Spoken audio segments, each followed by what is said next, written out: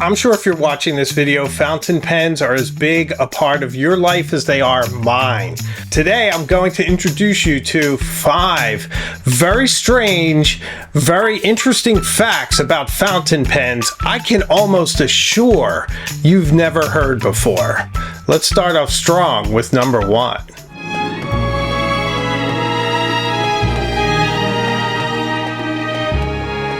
Were ancient Egyptians the first ones to invent the fountain pen? Could be an excavation in the early part of the 20th century unveiled what appears to be the very first fountain pen. This was a piece of reed about the size of a pen that was hollowed out as an ink reservoir affixed to a piece of copper that was basically a primitive nib. This is absolutely fascinating because it was always thought that people wrote with brushes. But here we have what appears to be a rudimentary fountain pen. It certainly means that people were thinking along these lines for a very long time for a method to keep a reservoir of ink with you as you write.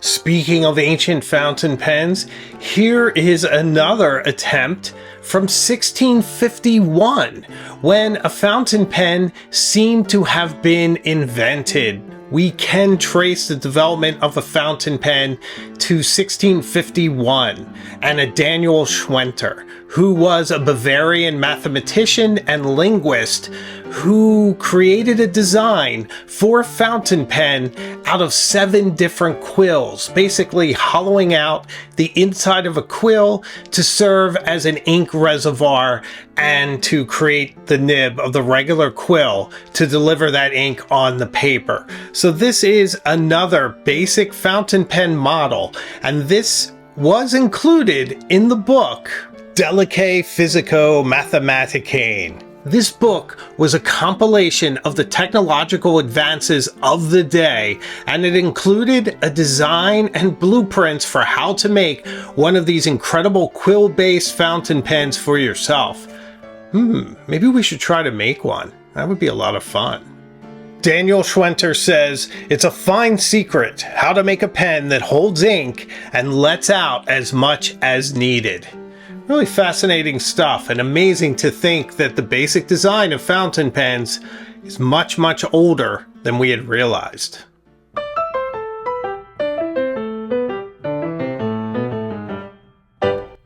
Another fact about fountain pens is that people used to commonly lick the tips of their fountain pens to get them to flow again after sitting for some time. So as you know, if you leave an uncapped fountain pen lying around, it will dry up just enough that the ink won't flow and you'll get a hard start. That's why many of us are capping, uncapping all the time. But if you get busy and you forget, you run into this, and we usually have a little piece of scribble paper or something that will get the pen going. However, it was common before 1950 or so, and probably still common now in some places, for people to lick the tip of their fountain pens to get it running. So they probably had these streaks of ink on their tongue when they were doing it. And of course, I don't recommend doing this. Inks are not something you want in your body, especially over time, but it was commonly done. You can see it in a lot of classic movies and films and whatnot. Just people picking up their pens and their pencils and just licking them. So there's that.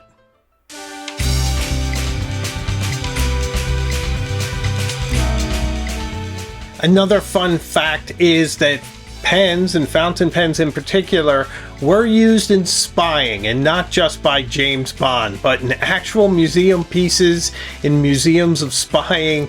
There are fountain pens that were used to house very sophisticated cameras and listening devices and everything else.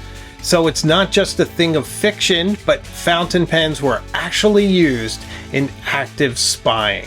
It's pretty fascinating and a lot of fun.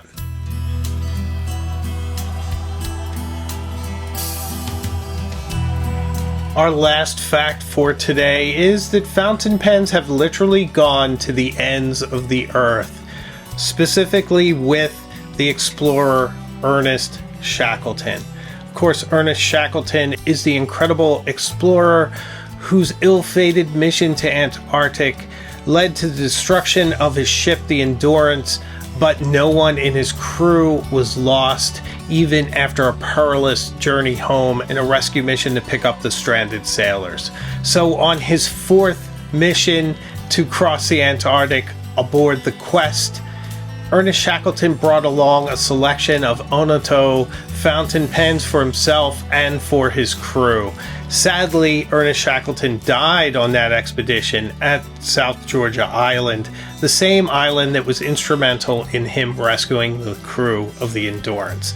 Nevertheless, it is really interesting to know that he brought along a proper pen for the job and would have documented his entire journey with one of those fantastic Onoto fountain pens.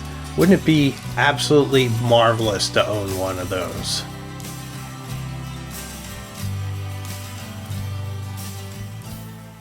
So what do you think of these fun facts? Did you know any of them or all of them? Let me know in the comments.